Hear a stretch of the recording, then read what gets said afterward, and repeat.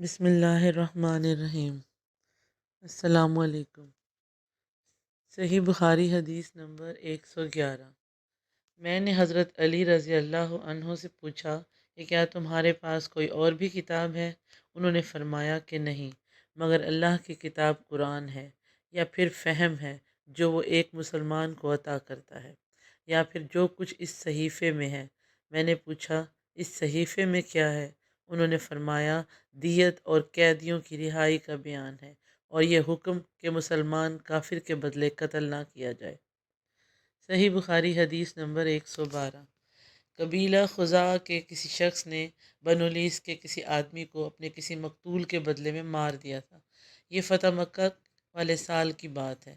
رسول اللہ صلی اللہ علیہ وآلہ وسلم کو یہ خبر دی گئی۔ آپ صلی اللہ علیہ وسلم نے اپنی اونٹنی پر سوار ہو کر خطبہ پڑھا اور فرمایا کہ اللہ نے مکہ سے قتل یا ہاتھی کو روک لیا۔ امام بخاری رحمۃ اللہ فرماتے ہیں اس لفظ کو شک کے ساتھ سمجھو، ایسا ہی ابو نعیم وغیرہ نے القتل اور الفیل کہا ہے، ان کے علاوہ دوسرے لوگ الفیل کہتے ہیں۔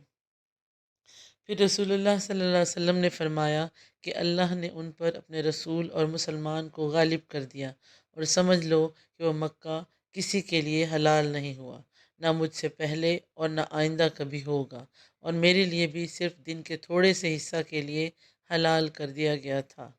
سن لو کہ وہ اس وقت حرام ہے، نہ اس کا کوئی کانٹا توڑا جائے، نہ اس کے درخت کاٹے جائیں، اور اس کی گری پڑی چیزیں بھی وہی اٹھائے جس کا منشا یہ ہو کہ وہ اس شے کا تعارف کرا دے گا۔ تو اگر کوئی شخص مارا جائے تو اس کے عزیزوں کو اختیار ہے دو باتوں کا، یا دیت لیں یا بدلہ۔ اتنے میں ایک یمنی آدمی ابو شاہ نامی آیا اور کہنے لگا یہ مسائل میرے لیے لکھوا دیجئے۔ تب آپ صلی اللہ علیہ وسلم نے فرمایا کہ ابو فلاں کے لیے یہ مسائل لکھ دو۔ تو ایک قریشی شخص نے کہا یا رسول اللہ، مگر اذخر یعنی اذخر کاٹنے کی اجازت دے دیجئے، کیونکہ اسے ہم گھروں کی چھتوں پر ڈالتے ہیں اور اپنی قبروں پر بھی ڈالتے ہیں۔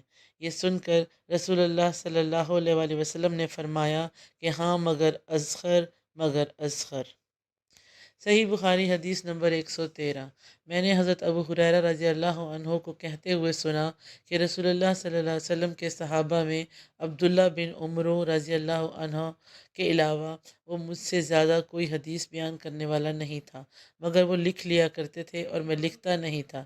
دوسری سند سے معمر نے وہب بن منبع کی مطابعت کی، وہ حمام سے روایت کرتے ہیں، وہ حضرت ابو ہریرہ رضی اللہ عنہ سے۔ صحیح بخاری حدیث نمبر 114۔ جب نبی صلی اللہ علیہ وسلم کے مرض میں شدت ہو گئی تو آپ صلی اللہ علیہ وسلم نے فرمایا کہ میرے پاس سامان کتابت لاؤ تاکہ تمہارے لیے ایک تحریر لکھ دوں، تاکہ بعد میں تم گمراہ نہ ہو سکو۔ اس پر حضرت عمر رضی اللہ عنہ نے لوگوں سے کہا کہ اس وقت آپ صلی اللہ علیہ وسلم پر تکلیف کا غلبہ ہے، اور ہمارے پاس اللہ کی کتاب قرآن موجود ہے جو ہمیں ہدایت کے لیے کافی ہے۔ اس پر لوگوں کی رائے مختلف ہو گئی اور شور و غل زیادہ ہونے لگا۔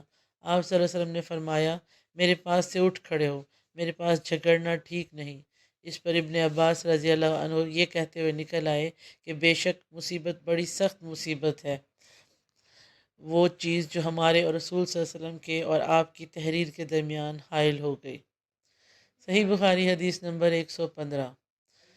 ایک رات نبی کریم صلی اللہ علیہ وسلم نے بیدار ہوتے ہی فرمایا کہ سبحان اللہ، آج کی رات کس قدر فتنے اتارے گئے ہیں اور کتنے ہی خزانے بھی کھولے گئے ہیں۔ ان حجرہ والیوں کو جگاؤ، کیونکہ بہت سی عورتیں جو دنیا میں باریک کپڑا پہننے والی ہیں وہ آخرت میں ننگی ہوں گی۔ صحیح بخاری حدیث نمبر 116۔ حضرت عبداللہ بن عمر رضی اللہ عنہ نے فرمایا کہ آخر عمر میں ایک دفعہ رسول اللہ صلی اللہ علیہ وسلم نے ہمیں عشاء کی نماز پڑھائی۔ جب آپ صلی اللہ علیہ وسلم نے سلام پھیرا تو کھڑے ہو گئے اور فرمایا کہ تمہاری آج کی رات وہ ہے کہ اس رات سے 100 برس کے آخر تک کوئی شخص جو زمین پر ہے وہ باقی نہیں رہے گا۔ صحیح بخاری حدیث نمبر 117۔ ایک رات میں نے اپنی خالہ میمونہ بنت الحارث رضی اللہ عنہا زوجہ نبی کریم صلی اللہ علیہ وسلم کے پاس گزاری، اور نبی اکرم صلی اللہ علیہ وسلم اس دن یعنی ان کی رات میں ہی ان کے گھر تھے۔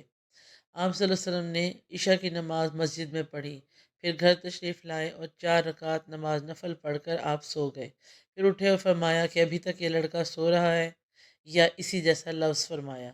پھر آپ صلی اللہ علیہ وسلم نماز پڑھنے کھڑے ہو گئے اور میں بھی وضو کر کے آپ صلی اللہ علیہ وسلم کے بائیں جانب کھڑا ہو گیا، تو آپ صلی اللہ علیہ وسلم نے مجھے دائیں جانب کھڑا کر لیا۔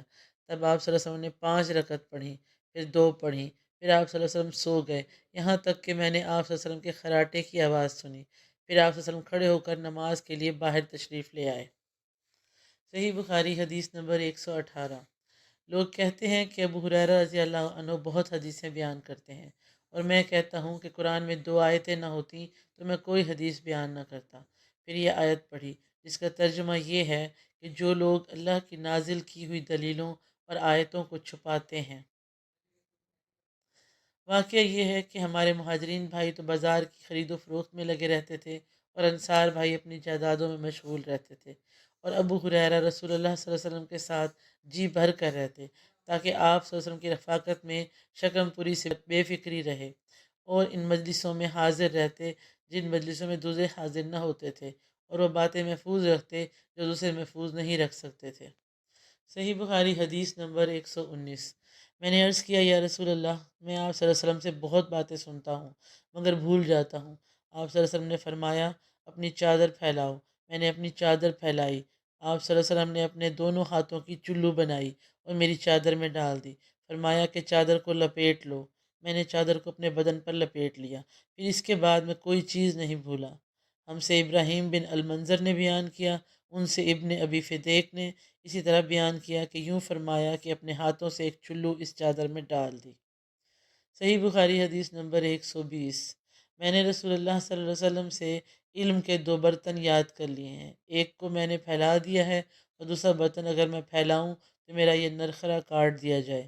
امام بخاری رحمۃ اللہ نے فرمایا بالعوم سے مراد وہ نرخرا ہے جس سے کھانا اترتا ہے۔